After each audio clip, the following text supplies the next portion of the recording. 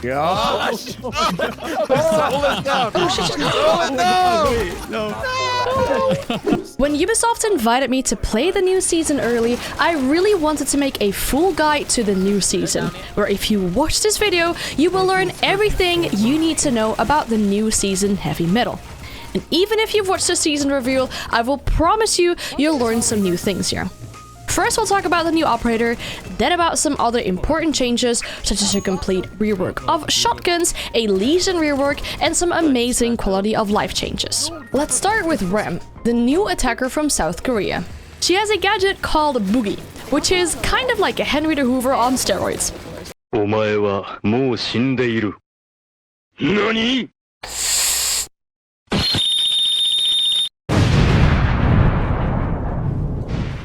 This gadget feels extremely strong, and she even has 4 of these. You can use it in so many different ways, but the main one will be destruction. We can briefly go over her loadout. She's a 1-speed, 3-health operator, and the one exciting thing is that you'll have the Ash R4C, but with the option to add a 1.5 or a 2.0 scope. She also has Sophia's LMG-E with the same scope options. For a secondary, you can either pick the Mark 1 9mm or the ITA-12S. Her secondary gadget is either stun grenades or heartbreach gadgets. There's very little things that can stop the Boogie in its ways.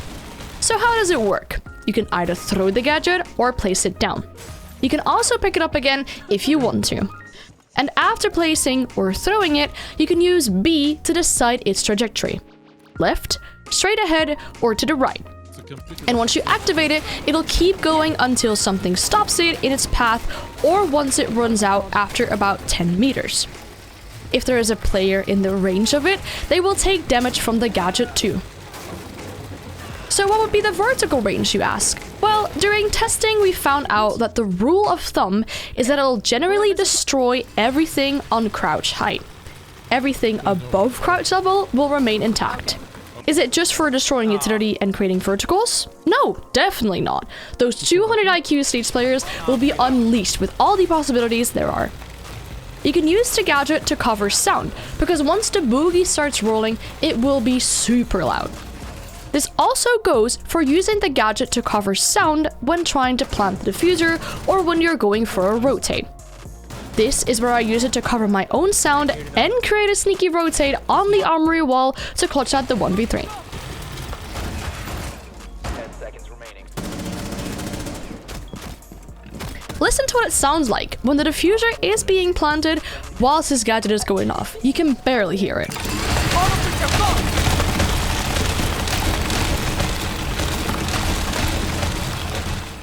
You can also use the Boogie for fast entry or a fast exit.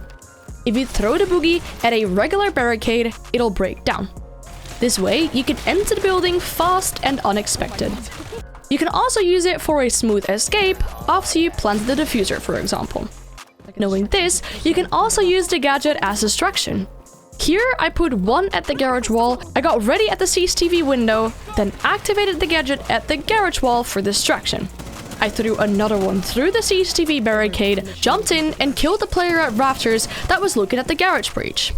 And if you're working verticals, you can use gadgets like Grim's Launcher, Capitão's Firebolts, and Ying's Candelas to get easy access through the verticals. But you could also use them with grenades if you want to surprise someone with a grenade from above where they will barely have any indicator or escape possibility. This neat little trick I found does require some precision though. Ask your teammate that's playing Rem to place down the Boogie. Stand right in front of it and toss the grenade against it. Then ask your teammate to activate the Boogie. The Boogie will open up verticals and the grenade will fall through the floor, right onto the enemy that's underneath it. You can use this perfectly for default spots for defenders and catch them off guard.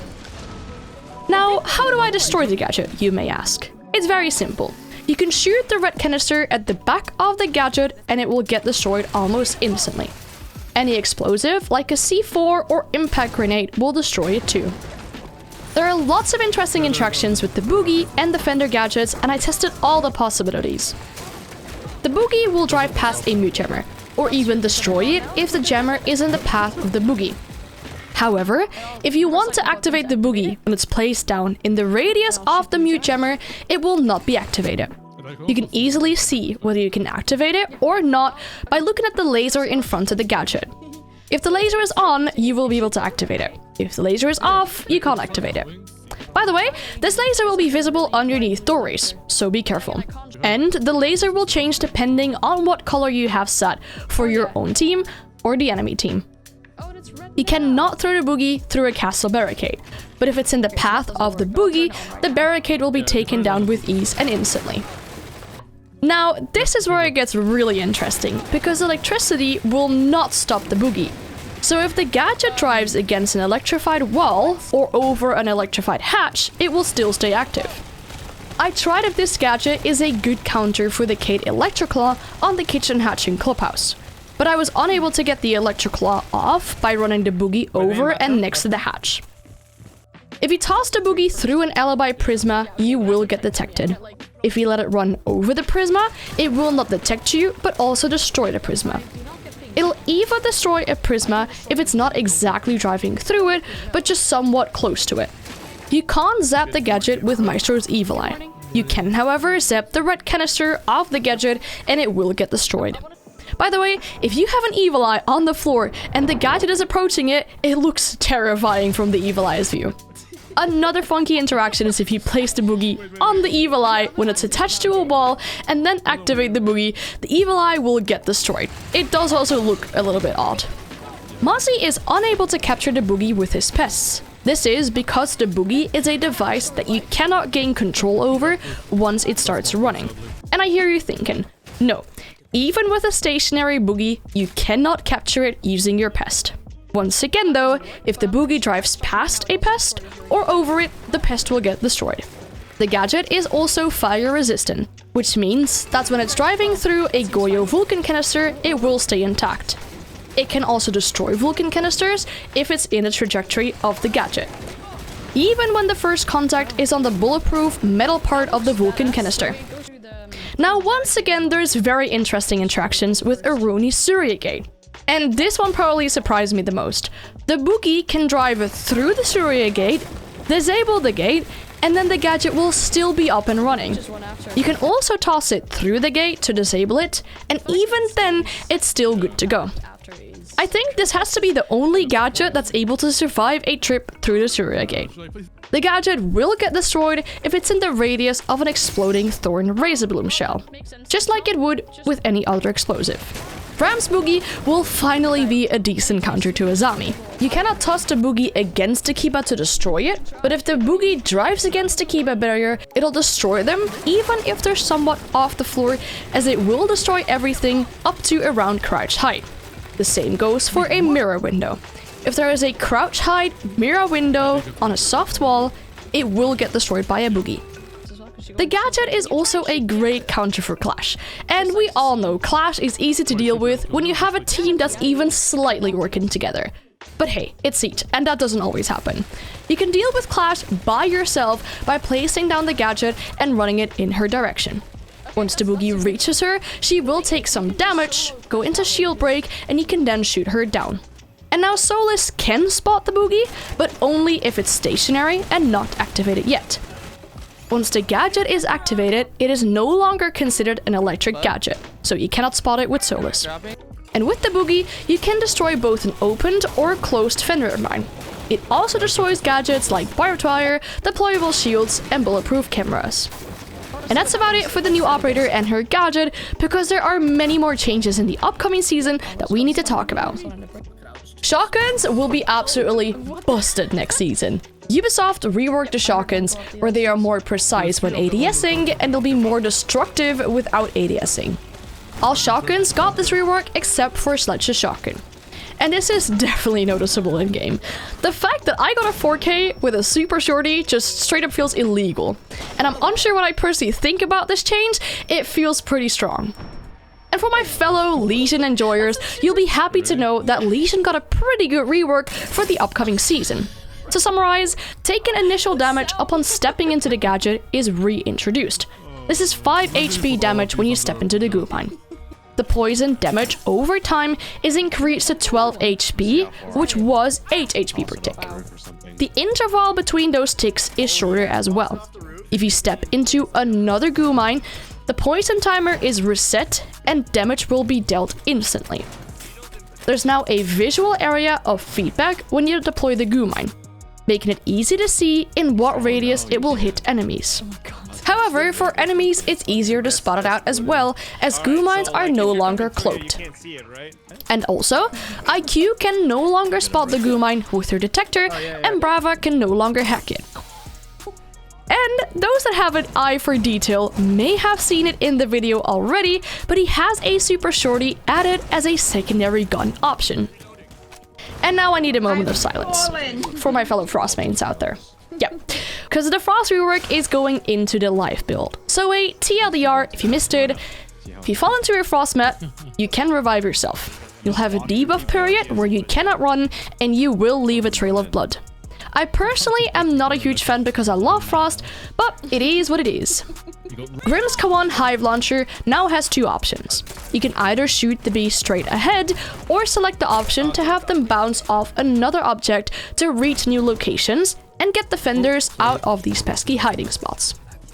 Fuze and Zero both have some changes to their gadgets. You can now also use their Cluster Charge or Arcus Cams on bulletproof shields or Osa's Talon Shield. This is a nice and sneaky way to gather some intel or do some damage to defenders.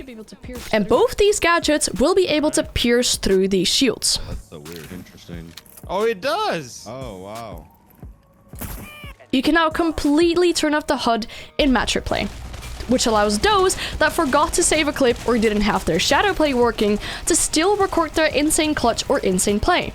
And this is a great change. I love how immersive the clips look that you can create with this. You can now promote teammates to squad leader, and you can finally kick people from your stack. So if your friend leaves Discord but forgets to leave the game, you no longer have to rehost the lobby, but you can just kick them out.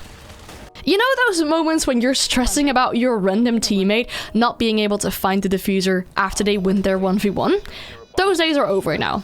Similar to how attackers see the bomb in their HUD, defenders will now see the diffuser in their HUD after they spotted it. This will definitely save some stress at the end of the round. There are new tutorials to make it easier for new players to learn how to play the game. You'll have a general one about attack, and one about defense.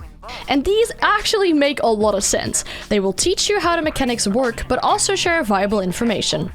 For example, in the defense one, it tells players to not reinforce in between bomb sites, but to make a rotate on those walls instead. Finally, no more random teammates that will just reinforce walls in between bomb sites. There's a new game mode added to the arcade playlist, which is called Weapon Roulette. This is like a team deathmatch, but everyone gets the same new weapon every now and then. The weapons literally change mid-shooting and mid-gunfight, which leads to some fun moments. And finally, the different game modes in Siege will receive some changes to really make them different from each other. QuickMatch will have a shortened prep phase time with pre-setup reinforcements and rotates. And the few setups we were shown in the presentation are actually good ones. And attackers also have a 10-second protection period after spawning in where they can't be killed. Unranked will no longer be called Unranked, but it will be called a standard match.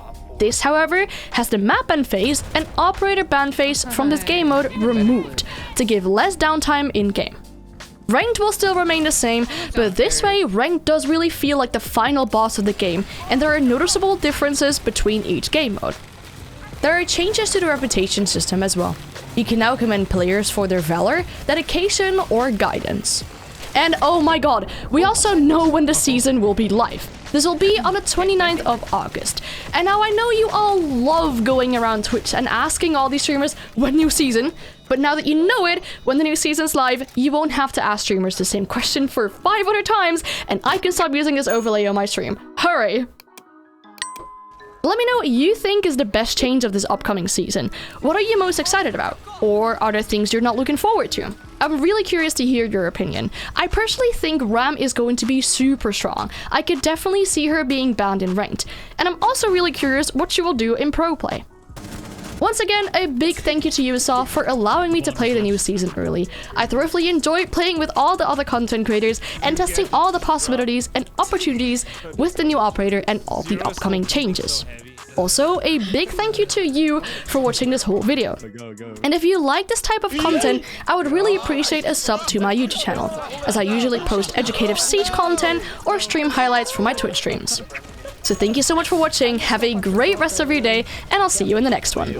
Oh, and here's one more thing about the new operator. Attackers are moving out to locate a bomb.